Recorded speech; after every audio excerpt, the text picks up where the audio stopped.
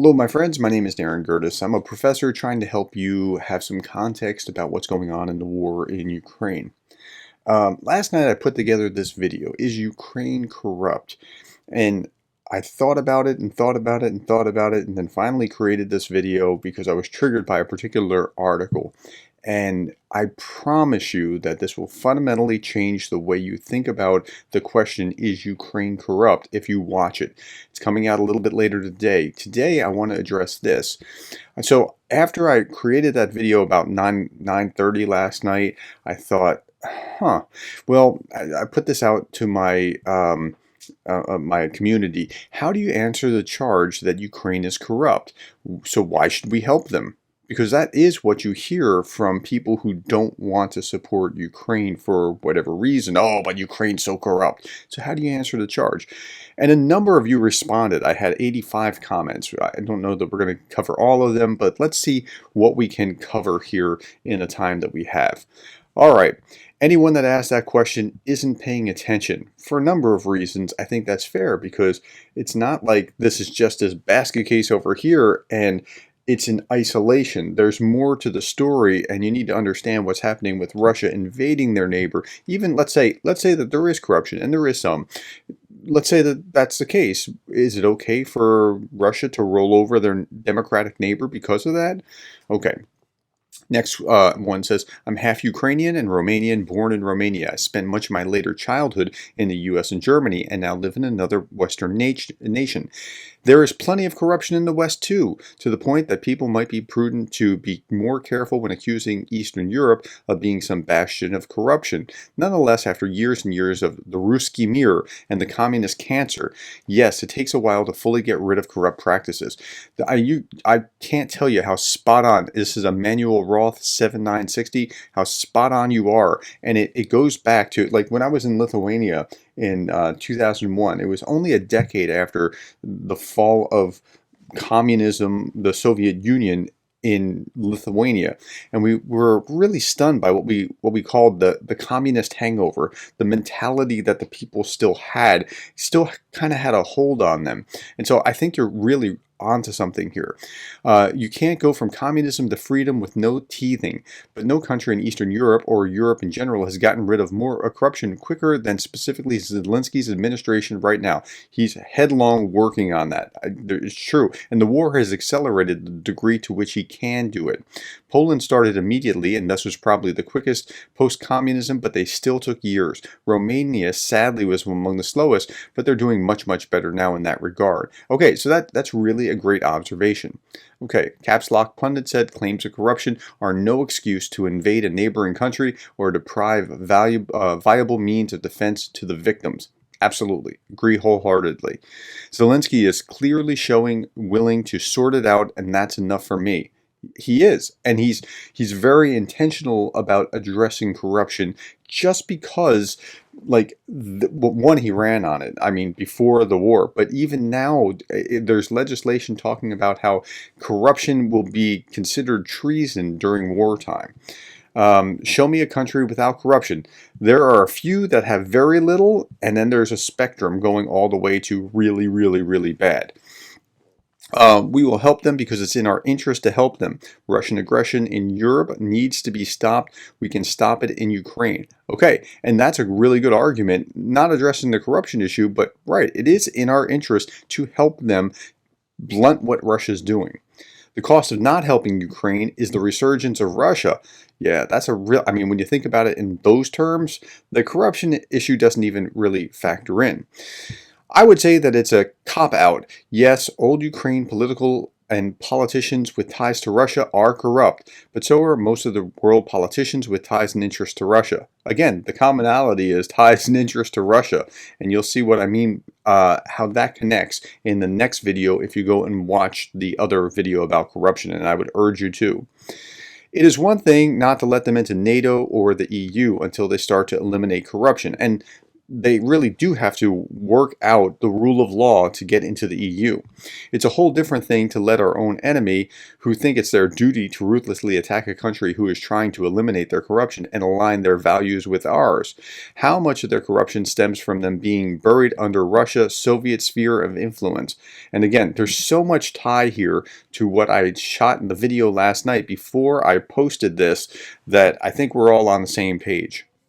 Everywhere on the planet there are lawyers or politicians, then there is corruption. Okay, now that's interesting because with the politicians, certainly politicians are known for this kind of thing. But lawyers, there's actually a statistical relationship between the number of lawyers, the more lawyers you have, and the freedoms that you tend to enjoy within your country. But I get the point of this. Excellent question. First, ask, what do you mean? To get read on their primary interest: democracy, civics, economics, proper use of aid, and their actual knowledge level. Vast majority are just quoting a dissident right propaganda point, but they still have some reason it resonates with them personally. Man, JPOENG. I don't even know how to pronounce what your name is, but you get a gold star. You get an A. That was such a great answer to answer the question of how do you answer the charge of corruption. First, ask, what do you mean? Find out more about what they mean. Get a read on their interests. Figure out why they're focused on and what they're focused on, and then their actual knowledge level. Do they really understand what they're talking about? And recognize that most of them are just parroting a talking point. That was so great.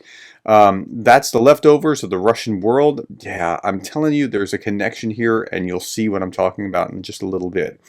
Simple. Ukraine has been fighting in the fight to root it out since the color revolution. It's a process and it takes time, but its people are determined and they will get there with a little help from their friends. I think you're right. I think they have been at it little bit by little bit. And it was harder than Zelensky originally thought it was going to be, but the war has accelerated his hand in curbing corruption. How can they change if they do not exist? Plus, the enemy of my enemy is, so two very good points, right? I mean, if Russia were to win, let's say, theoretically, hypothetically, somebody asked me about this yesterday. I can't see a scenario where Russia does win here. I mean, like, something could go very wrong and that happens, but I just don't see it. Now, if Russia does win, would Ukraine be less corrupt or more corrupt? Just ask yourself that. And then the enemy of my enemy is my friend, and I get that. Okay, every country has corruption, and ones facing an existential threat to their existence tend to lose tolerance toward corruption quickly. Yes, this is exactly what's happening in Ukraine, right? They're like, I mean, if you're selling something on the black market that's necessary for the troops, you're like, wow, that is evil, right? You see it in Technicolor. While it would be disingenuous to say that it's completely gone from Ukraine, it isn't. It's not completely gone. I've not seen it or read any credible non-Russian reports of weapons being sold on the black market, and the majority of aid we give is in military supplies and weapons. There have been some shenanigans, like increasing food prices, or there was something about selling some not weapons, but flakjacks, the flak jackets, the armor, or getting a different type of body armor or something. That's really terrible. But yeah, so there have been some incredible reports, but it's been tamping down significantly. Accusations of corruption does not give a country a right to invade another sovereign country for any reason. Absolutely. There you go. And so this is used as a pretext for people who are already predisposed not to help to begin with, especially for a land grab. Corruption is an internal problem that needs to be addressed by the citizens of that country, not by a more corrupt, bigger country. Good work, Karen. Searching for Sanity says, not compared to senators from New Jersey. Okay, now I'm from New Jersey. That's where I grew up. I don't live in New Jersey any longer, but there's the scandal right now with Bob Menendez, a U.S. senator from New Jersey, who is under fire for corruption. There's even this interesting phrase. Now, I'm from New Jersey, which is one of the more corrupt kind of states in the United States, but Louisiana has been the leader in corruption. There's even a phrase that in New Jersey, we expect our politicians to be corrupt, but in Louisiana, They demand it. Okay, now, so, okay, not compared to senators in New Jersey and how much COVID aid abuse and was fraudulently stolen here in America, and of course it is, and it used to be part of the Soviet Union. Okay, this part of the Soviet Union, this connection to Russia, I'm going to show you that connection in that other video. I've worked out, I'll show you statistically how it works. Okay. The mechanics of corruption need to be explained. Monopoly of control is one very important aspect. It's a legacy of the Soviet era. Man, you guys are so freaking smart. Autocrats are the norm following the end of the Soviet era. You guys are getting it, man. The second aspect of all this historical context is burned into the culture. Even though Soviets have disappeared, the culture keeps it alive. This removal will require a whole generation. Essentially, the transition to decentralized governance and changes to culture will change gradually over a generation unless some kind of external force is applied. You can't see, can you see the goosebumps on there? Like, you guys get this. Like, I'm really amazed at the quality of your answers here. Good job. Angelino Mascarada has 8990. I probably slaughtered what you were trying to say there. Okay, is some corruption in a society really a reason to leave them to be genocided? That's a great question. Like that would be a great way to respond. Corruption is a perception and not a metric. Well, there are ways of measuring it, but truly, I mean, one of the ways that they measure it is within the perception, but they can also measure it by other things. Like in the United States, DC is actually the most corrupt part of the U.S., not the states, but the District of Columbia, which isn't a state, it's a federal territory. It's the most corrupt pound for pound based on the metric of prosecutions for corruption in the courts. So it can be both. Every country has its events and transactions that may appear to be corrupt by some and policy by others. Ukraine has been actively pursuing and punishing those who commit crimes and has been transparent when they do have issues. That's correct. They have been doing this and pursuing this wholeheartedly now, particularly during the war. Considering that their own people have protested and reversed 2 corrupt elections in the past 20 years, I would say Ukraine is less corrupt than most countries. Well, they're not there yet, but they're working headlong toward that, I would say. Okay, Ukraine is a normal democratic country. It may have some corruption, and it's battling this corruption even in the middle of an existential war. You're right, that's what's going on. Corruption is an offense, but it's not a capital one. That's a really good phrase. That's a pretty good comeback, I've got to say.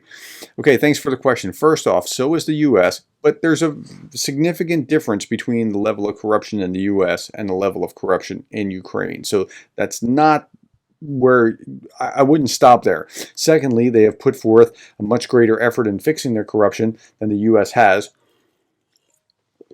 It's true that in the war they have put a lot of effort into it. Thirdly, Ukraine bettering their corruption is the single biggest threat to the corruption in Russia, Belarus, and other East European countries like Hungary and Slovakia.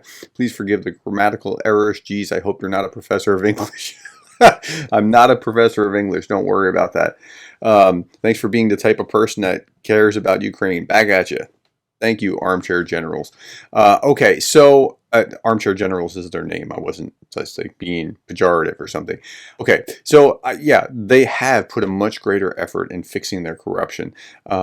They're more corrupt than the U.S., but they've been working at it headlong. And you're right, it is a huge threat to the corruption in Russia. Okay, actually, that is not an argument. Every country has problems with corruption, but to different levels. Okay, so it's not like it's all the same across the board. So according to them, we can't help anyone. By the way, it's often the same people that complain about corruption in the USA, so they're not very logical. Well, that's an interesting thought. Yeah, it probably is a lot of the same people that complain about corruption here. But there's a measurable difference between the kind of corruption that, let's just use the United States as an example. The corruption that the U.S. had to deal with Zim and President Zim in Vietnam during the Vietnam War, and the difference between what Zelensky is trying to root out in Ukraine, it's night and day. Okay, actually, it is so. It's a hangover from the CCCP. A hangover, you're even using the same term that I was using just earlier from the CCCP. And because it's been forced partially into the orbit of Russia, it's clearly taking action to lessen corruption that should be encouraged. Okay, and Putin, Russia's invasion is unequivocally wrong, and Ukraine has the right to defend itself, and it's a fledgling independent country, and democracy on the right path. We need other democracies. We other democracies benefit from that. All great points, because we have to. Well, why shouldn't we? Why should we help a country that's corrupt or has this level of corruption? We have to. However, they need us more than we need them. We have leverage to clean up their corruption. That's correct. And joining the EU. Now, I'm not a big. Some of you won't like this. I'm not a big fan of the European Union as such. Like I don't see the need for it. I think they could be independent countries, and for UK to leave with Brexit, I was okay with that. It doesn't bother me as an American. Um, and so for Ukraine, I think it's a really good thing, ironically, even though I don't particularly care for the EU as the EU. But for Ukraine, this is a huge step in the right direction for Ukraine because it's forcing them to fix their system. So the reason that I'm not a big fan of the EU is like all the extra legislative, bureaucratic stuff that goes into trying to do something like the EU. And I understand what the EU is trying to do. I just don't see the need for the supra state. But for Ukraine, it's actually a very helpful thing. As they're trying to transition over these last 30 years away from being dominated by the Soviet Union. Okay, because we have to. Same thing could be said about America during the Trump years. I think the same could to be said about America during a lot of periods of time. It's not just the Trump years, although there was some sketchy stuff going on here. And how transparent and open and honest Russia is by comparison. Great concept, and we'll talk about that in the next video. Ukraine is not perfect. Yes, US and EU very good at counting money. So far, there is no evidence that help is misused. Not compare Ukraine to the West country, but to Rus. I guess you're saying to Russia, Belarus, other countries, if you want to see Ukraine learn. Yeah, and that's right. You got to compare to where they came from. There are two problems. We can help Ukraine get rid of corruption, and at the same time, we get rid of our corruption. The second problem is that we help them get rid of genocidal invading Russians, and that's the point. You got to get rid of the genocidal invading Russians, regardless of what's going on here, or almost regardless. I mean, as long as they're willing to help themselves and fight that off, we probably ought to be willing to help them. Excellent Russian talking point. That's a really great answer, George, because the question here was, how do you answer the charge that Ukraine's corrupt? So why should we help them? It's an excellent Russian talking point. I mean, what you just articulated was a clear Russian talking point. And it's ironic because Russia's so much worse. And that is something that I'm going to be talking about here in this video, is Ukraine corrupt, which will be coming out a little bit later. So please be looking for that. All right. Thank you for all your interaction and your deep thought. I really appreciate it. Thanks for the likes, the shares, the subscribes. If you are subscribed, would you consider ringing the bell so that you can be notified when my videos do come out? Because just being subscribed doesn't alert you. And thank you for the coffees. I appreciate that. And thank you for being the kind of person that cares about Ukraine.